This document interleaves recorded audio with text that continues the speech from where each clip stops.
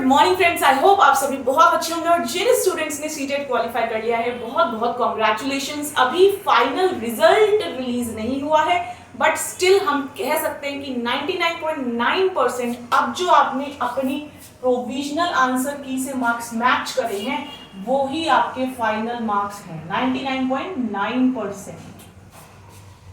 ठीक है, अब सबसे बड़ा जो डाउट पूछा जा रहा है जिसके लिए कमेंट्स कॉन्टिन्यूसली आ रहे हैं और बहुत सारे कमेंट्स हैं वो ये कि मार्क्स बढ़ेंगे या नहीं, अगर बढ़ेंगे तो कितने मार्क्स बढ़ेंगे।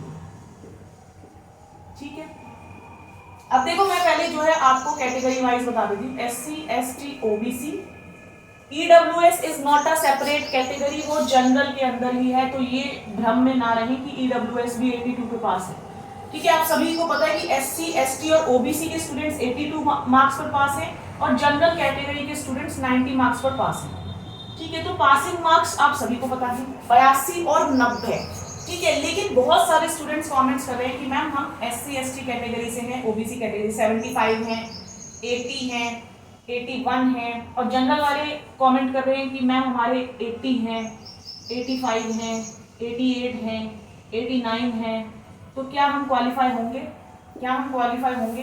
एक ही कॉमन क्वेश्चन है, और भी कोई रेंज हो सकती है आपके जो आपने कमेंट्स में बताए हैं आपके मार्क्स, लेकिन ज्यादातर रेंज मुझे ये मिल रही है। ठीक है, तो ज्यादातर रेंज ये मिल रही है। देखो इतने मार्क्स नहीं बढ़ते, पहले ये मान के चलो। ठीक है, ज्यादा से ज्यादा कितने मार्क्स बढ़ सकते हैं आपका? सिर्फ 1 मार्क्स, या बहुत मुश्किल है कि 2 मार्क्स आपके बढ़ जाएं। ठीक है, ये फिर भी एक पॉसिबिलिटी है, ये फिर भी एक पॉसिबिलिटी है, लेकिन ये बहुत रेयर है। ठीक है, और इसलिए ये क्यों बढ़ सकता है? अगर ये बढ़ भी सकता है तो ये क्यों बढ़ सकता है? क्योंकि बहुत सारे क्वेश्चंस के जो आंसर्स हैं वो CBSE की जो आंसर की रिलीज हुई है उसमें बहुत सारे क्वेश्चंस में ना मिस्टेक्स है। ठीक है, तो उसके लिए आप लोग क्या लोगे? ऑब्जेक्शन लोगे, जो कि 1000 रुपए पर क्वेश्चन का है। ठीक है, अब ऑब्जेक्शन जो है बच्चे क्या समझ रहे हैं कि ये खेल है, हम ऑब्जेक्शन लेंगे तो मार्क्स बढ़ेगा ही बढ़ेगा, ऐसा जरूरी नहीं है। ऑब्जेक्शन के लिए आपको 1000 रुपए के साथ साथ एक वैलिड प्रूफ भी चाहिए। आप सोचो कि गूगल से एक स्क्रीनशॉट लगा देंगे, ChatGPT से स्क्रीनशॉट लगा देंगे, कुछ भी वैलिड नहीं है। अगर तो आपका आंसर बिल्कुल NCERT की बुक में प्रिंटेड है, पेज नंबर, चैप्टर नंबर, सब कुछ आपको बताना पड़ेगा। सिर्फ और सिर्फ NCERT का ही प्रूफ ये लोग वैलिड मानते हैं। अगर आपने कोई क्वेश्चन देखा है कि CBSE के आंसर की में गलत है, ठीक है, कोई ऐसा फैक्चुअल क्वेश्चन है, SST का कोई क्वेश्चन है, साइंस का कोई क्वेश्चन है जो बिल्कुल ही इन्होंने गलत दे दिया है, ठीक है, चाहे आप गूगल में पूछो चाहे ChatGPT में, CBSE को इससे मतलब नहीं है।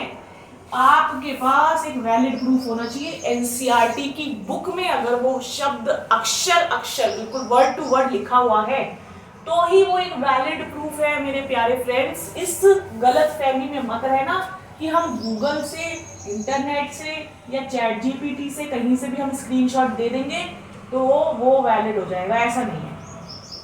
ठीक है, सिर्फ NCERT को ही एक वैलिड प्रूफ मानता है CBSE। जो भी स्टूडेंट्स अगर ऑब्जेक्शन ले रहे हैं, 1000 रुपए दे रहे हैं, तो पहले ये सुनिश्चित कर लो कि आपके पास NCERT का वैलिड प्रूफ होना बहुत जरूरी है।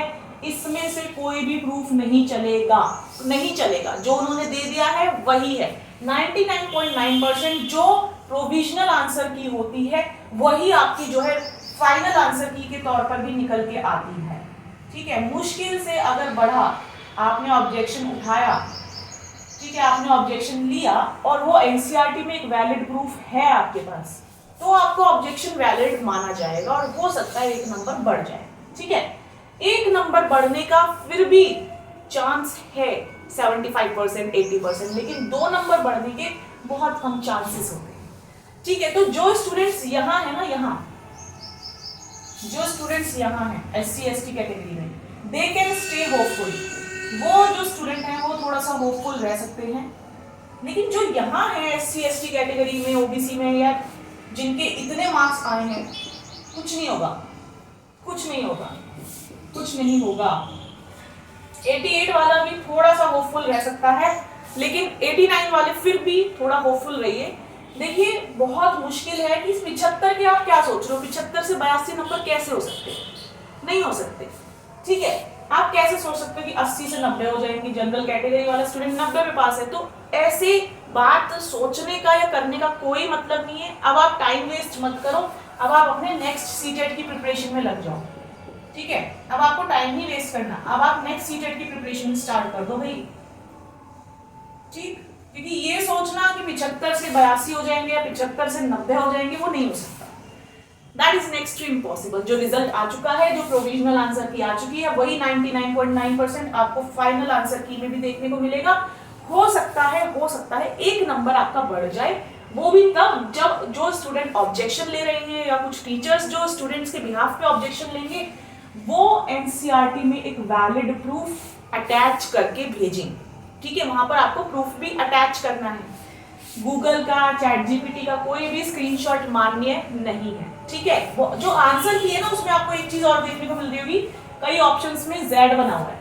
Z का मतलब ये है कि सभी को फ्री के नंबर मिले हैं। ठीक है, यानी वो क्वेश्चन अगर आपने गलत करा है, सही करा है, कोई मतलब नहीं है, एक नंबर सभी को मिला है।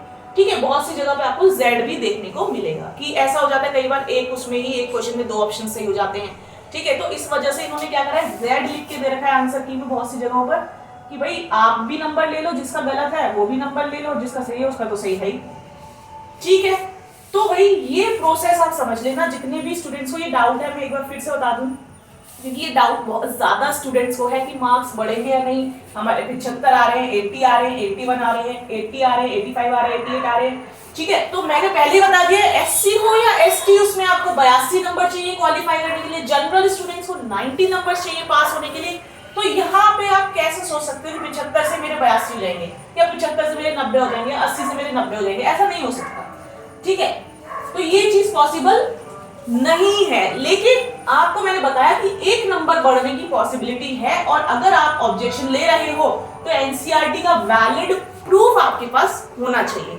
अभी भी अगर आपको कोई डाउट है तो please let me know in the comment section. Okay, तो आई होप यहां से काफी सारी चीजें आपको जो है क्लियर हुई होंगी।